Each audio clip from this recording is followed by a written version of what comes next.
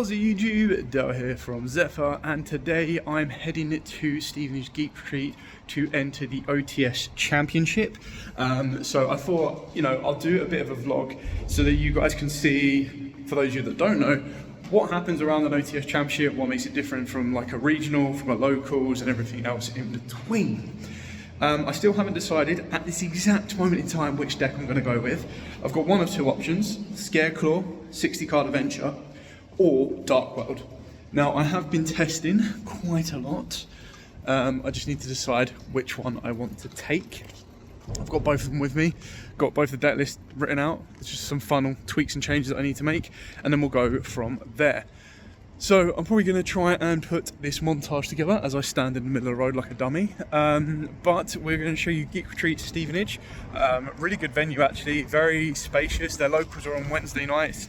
I've heard that they also do Yugioh on a Saturday, but not entirely sure on exactly that. So now it is currently 10:05. They should have opened at 10 AM. I definitely need a coffee. So just going to quickly show you the inside. There you guys come around the corner. Only a few people have just turned up.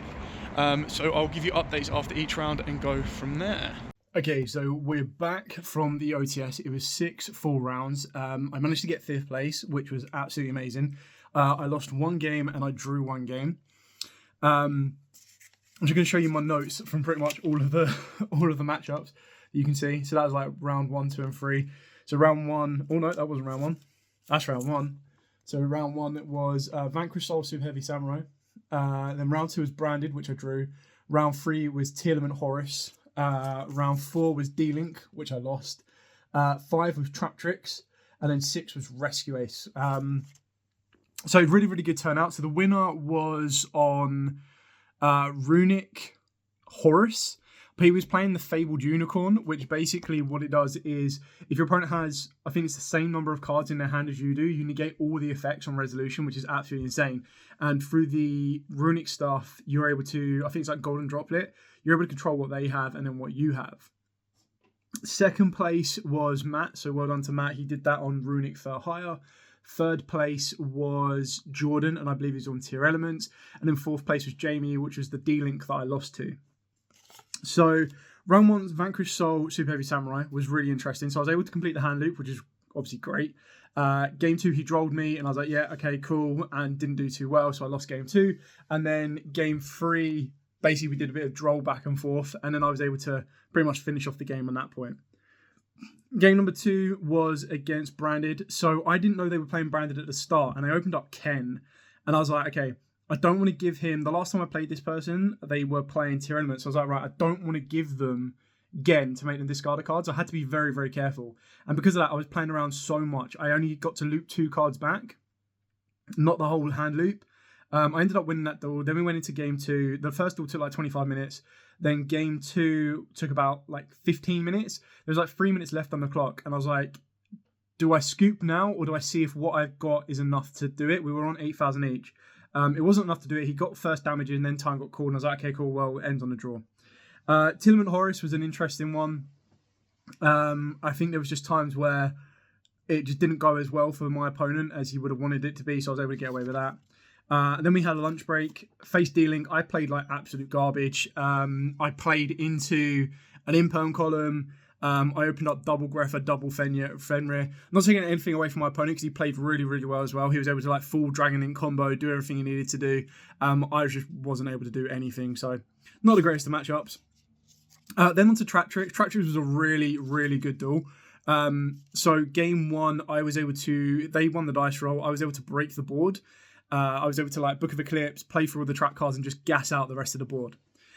Game 2 was kind of, it was pretty quick. Like he was able to set up his board. I was unable to break it, and I was like, all right, okay, cool. Well, I guess we're going. Like I think I opened up. So I bricked. I opened up Harpy's Feather Duster, which was great. But I opened up Lava Golem, Harpy's Feather Duster, Snow, and then 3 other cards, which weren't like cards to discard or draw or anything. So I was like, all right, okay, cool. I'm not really going to be able to do anything on that one.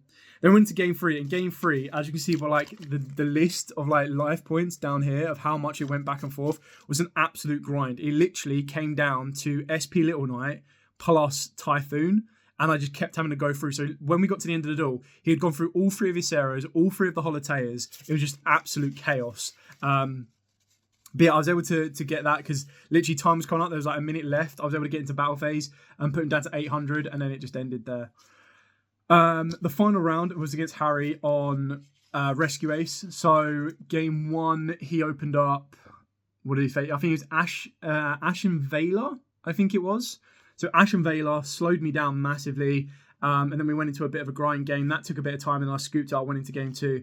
Now, again, with game 2, when you see all of the different life points changes here, again, you can see how much of a grind it was. So I activated Skill Drain, which is obviously quite painful towards Rescue Ace. But then I decided to go into... So I used Talent, and I stole his Preventer, which was stupid of me. I linked it off to go into SP, and I was like, okay, just because, like, so I should have... I think I was under draw, so I couldn't draw. So I was like, do I look at the hand, or do I take the Preventer? And I took the Preventer, but I didn't put enough, like, more cards on the board to link even higher. So I was like, okay, cool, this sucks. Went into SP Little Knight just to go and get rid of the Preventer. And then couldn't do anything. Like, literally was just on the skill drain, and it went back and forth. He went into Heater to kill the SP Little Knight. I was like, okay, I better take in a couple of hits on this one. So I took a couple of hits, and then it all came down to who drew a monster. He only had 200 life points left. I had 14. He was just beating me down. I was like, okay, well, if I draw a monster that's stronger than 1500, I win. Which I think my top deck was. So I had Gate of the Darkworld in my hand. I had a Session, and then I had something else, and I top deck Greffer. So I was like, cool, a Session, discard Greffer, pop a card, summon out the fusion monster, attack. That's game. And then we went to game 3, and game 3 sucked. It was so bad. So Harry got to go first, set 4 cards, passed. I was like, okay, cool, let's see where this goes. My opening hand was Snow, Silver, I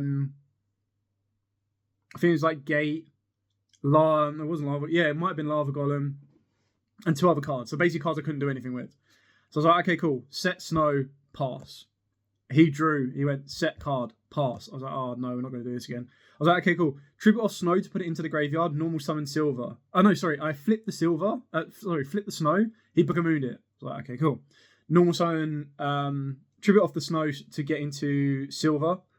Activate the field spell. And he decided to Judgment the field spell. Which, to be fair, I had a Dark World in my hand and I had Snow in the graveyard. So the idea was activate the field spell, banish Snow, discard Rainbow, and start gaining some advantage from that point. So we Judgment in that. I was like, okay, cool. Went to attack with Silver, Bookamooned it. I was like, bro, what is going on?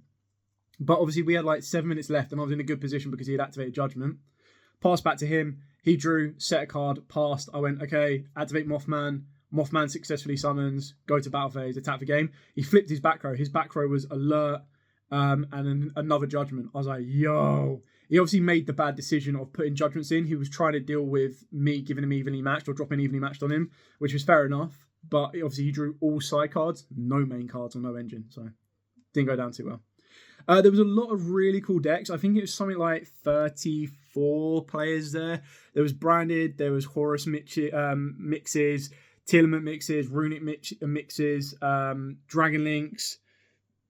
I'm trying to think what else there was. There was Tistina, which was kind of cool. That was Mike's build, or Jorgen's build. Yeah, there's a couple of interesting matchups, really cool. No new decks. There was no Centurions, there was no Mementos or anything like that, so I don't suppose they're ready. There was a really cool Salad matchup that I was watching. He did a really good game against Matt, which was, I think, Matt's only loss. And then, unfortunately, the Salad player after that ended up getting hit back-to-back. Like, I think he just got hit by multiple hand traps, tier element matchups, everything like that. So it kind of went a little bit downhill from that point on. But that was cool. It did make me go, damn, I really want to play Salads. But they have the same issue that Heroes have as well, which is literally, come the end of the main phase, if your opponent has an Nibiru, it's just like Dark Worlds with Droll.